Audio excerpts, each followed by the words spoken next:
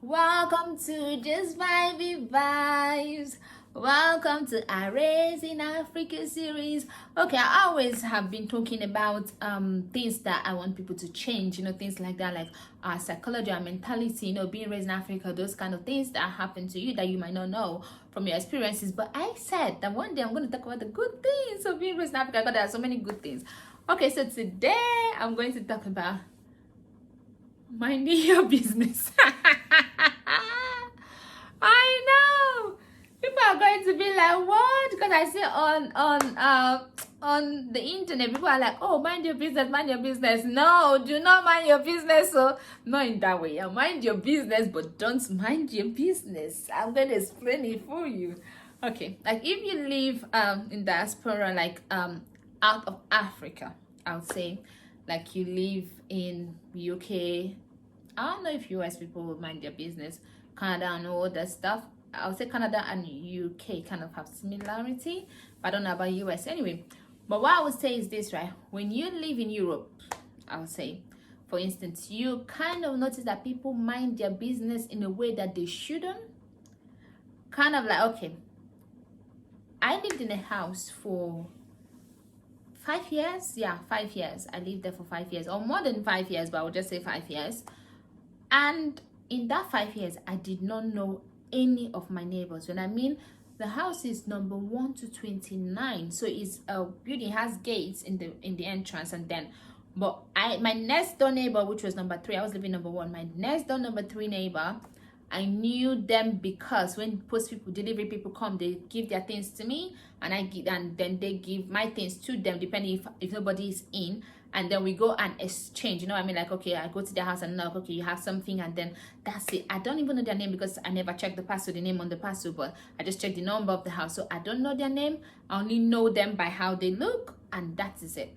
And then I knew this person that had a dog. So he always used to bring the dog to play because we had like a field somewhere like that. So I'll put a picture that showed the field away. I don't know if I need to do that, but if I feel like it, then I'll put it in there. And where the dog used to play. So then we just like, hi, because sometimes he hold the dog, because the dog kind of, it's not that I was scared of the dog, just kind of liked me, so he would just be coming too close, you know what I mean? But it was okay. But sometimes he would hold the dog, sometimes he would leave the dog, so it didn't matter anyway. So that was how. But also I did not know his name. All I knew is the guy that has a dog. So what I'm saying is this, right? So because of that, I lived somewhere for 5 good years. There's no way in Nigeria or in any African country that you're going to live in a place and you have neighbors like that you don't know their children, you don't know all of them. There was a time, I think something really bad happened, but I don't know what happened. I saw ambulance coming in, and then I saw people in the compound. I think that maybe someone passed, or because there were people coming in every time to visit, and then there was a day they did something like a bit of a party, so, and they were wearing black, so I assumed that someone died, but I don't know who died. I don't know what happened, and I didn't attend. I didn't go to send my condolences because I don't know them. They were living at the very end, so that could have been like I lived the end this way. They lived at the very end, but I did not know what happened. I didn't ask because we mind our business. So why I'm talking about this, the reason, like, no minding your business is a good thing.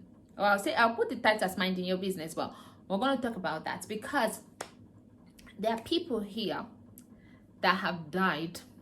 When I mean died, and they've been in their flats for days, especially when people are older, and then maybe it is the smell, or there was this story that I heard about. If I can find them in the newspaper, I'm gonna just put them on the side. When the smell, or when there's like maggot or something that is decaying and all that, that was what the neighbors heard, and then maybe they reported, and then people come into the place and the person is dead. Me growing up, there's no way they don't see you the way, like, it's like your neighbors, they know your routine. If they don't see you doing your routine, they're coming to check in on you. That was how. So sometimes I know, like, minding your business is good, but not minding your business can be a positive. I think it is a positive in Africa. We might not understand that the sense of community, the fact that your neighbor knows you, you know what I mean, you laugh, you will not understand how serious that is.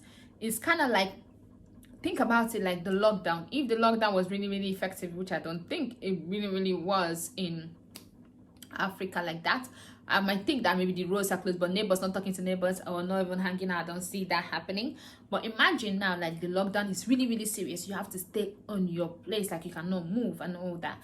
And then you're there, you're not talking to anybody. So that's how it is living abroad. Most time is like you go to work, you come back from work. You go to work, you come back from. So it's only work. The only time you have fun is when you go out with your friends, maybe, and your friends would now start becoming that church people or work people, or people that's supposed to be your colleague might end up start becoming your friends, because those are the only people you could hang out with, or those are the only people you're meeting. Say you have family, then lucky you. So then you might end up being someone that all you do is work, sleep, eat, work, sleep, eat. Think about it. When years have passed by and all you've been doing in your life is work, sleep, eat, how would you feel? Because so it's kind of like, I feel like the lockdown put a lot of things to perspective, and I'm sure there's some people that are moving back from diaspora back to Africa, because most of them, like, this lockdown was just like an awakening in a way whereby you feel like, wow, all I've been doing is just work, like your whole life. If you look at it, the essence of it is just work. And most people desperate work, send money back home for people who work. So you're not even living any life. You're not, like, your life is not fulfilling. Like you cannot just hang out with people and talk with them. Like back home, if you're bored at home, just come out to your streets. I remember the day when I went back in 2012, and Madam and myself, we took a cab, and then we took the cab to visit my dad. But when we were coming back out, the amount of people I greeted, like I had to say hi to, most of them didn't even know I was I've traveled abroad. They just thought I was in uni, because obviously I was in uni before I traveled, so they did not know. Some of them thought I've traveled to, I was in uni. So they were like, oh, we've not seen you for a long time. I had to talk, greet. I am telling you, by the time I was done, the day was bright when I was leaving. By the time I was done greeting everybody, it was already dark. And by the time I got back, I was exhausted from smiling, greeting. But think about it, they cared. They cared. If, for instance, my dad was here in the UK and I had to go and visit him, trust me, I would have just visited him, and maybe I was in Nigeria and I came to visit. I would have just visited him and then be gone. Nobody in the street would say hello to me. Nobody would say, it's been a long time, I have not seen you. Nothing, nada. So you see why not minding your business, like our sense of community, our sense of all those things are very important. You will not really understand the essence of it. I know you don't like it when you're growing up, and those aunties, they're the ones that have the small shop in front, they're the ones that just sit down and talk. You don't like it when they're minding your business, looking at you. If you're talking to a guy, they're like, they're gonna go report to your parents. Yes, they reported me when I was growing up. Yeah. Nobody, they could not mind their business. They go and call my mom, yeah, I know all those time it hurts, and you're like, can you mind your business? And then you're like, and especially when you travel abroad the first time, you're like, wow, everybody's minding their business. I like this place, so my dear, stay, don't worry, stay. 10 years later, you're like, I don't like it, please mind my business, please. I am telling you for a fact, one of the beautiful things about being raised in Africa is people not minding your business. And another one of the beautiful things is playing. Here is always quite cold. If you're playing, like if you're an only child, you might be stuck at home playing with yourself and your video game. But then if you're raised in Africa, you go outside, you play 1, 1, 1, 2, 2, 2, 3, 3, 3. You play where you do all the skippy rope, all those fun stuff. I'm sure I know in US people do that too. I've heard people talk about their upbringing, but here, you're on your own, except maybe you play football and then you have those tournaments and all that. But back home, like when I was little, I used to also do goalkeeper and all those kind of stuff. Not too much, but I did all those little play whereby so you go out to play just in your area, you and your neighbors, you hang out, you play, you come back from school. I remember when I come back from school, the first day I do remove my uniform, then I go and play, then I go and eat, then I go and play. We play until it's dark, then we go inside the house. All those things right there, children here don't do it, and that is also one of the things I think leads to obesity and and all those other stuff, because they don't get to play, they don't get to exercise. All those things that you think is a joke is really, really, really good. Okay, then let's talk about the final point, because I don't want this video to be too long. Or maybe I'll talk about that a different day, because that should be a video of its own. Yeah, I'll talk about that a different day. Okay, so it's kind of like when you're growing up, you go to school with your neighbors. All of you just go.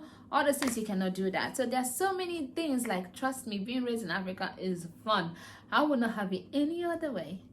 I am telling you, I would not have it any other way.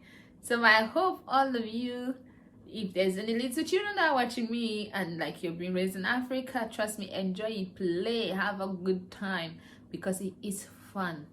It is so much fun being raised in Africa, and it is a good thing for people to even care about you. So I'll end it at that. I hope you enjoyed this video. Please don't forget to like, share, and subscribe. Bye-bye.